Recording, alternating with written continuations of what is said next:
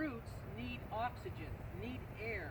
And so these plants that are adapted to a permanent pond have hollow tubes, hollow cells that extend from the top of the plant down into the root system.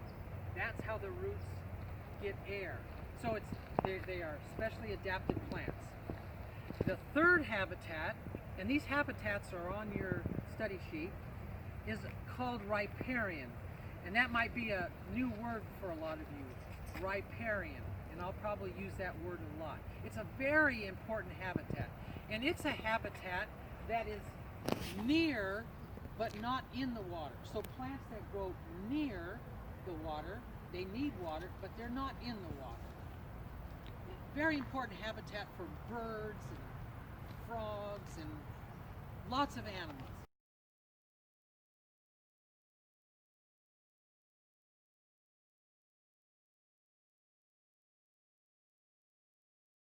Begin with the first plant.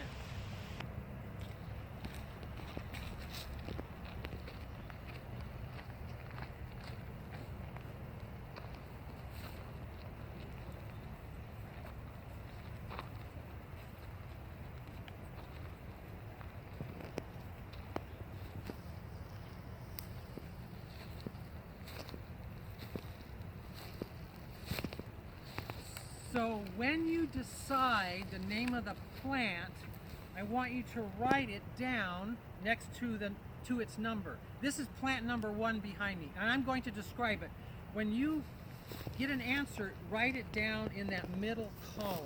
You don't have to fill in the rest right now. You can fill in that later.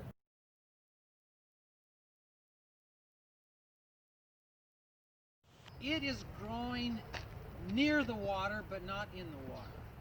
Remember that important habitat we talked about? Near the water, not in the water. That's a riparian habitat. So in your booklet, you're going to look at the riparian habitat. There are a couple of pages of plants in the riparian habitat. This is a bush. It's not a tree, it's a bush. It has many small stems or small trunks growing up. It's not too tall, a little taller than I am, or taller than I can reach. And it has long, narrow leaves that have an interesting feature. Can you see the small teeth on the edge of the leaf? It's toothed. Small little teeth on the edge. So those are the important characteristics. Riparian, it's a bush or a shrub. It has narrow leaves with small teeth on it. Anybody have an answer for this plant? Plant number 4.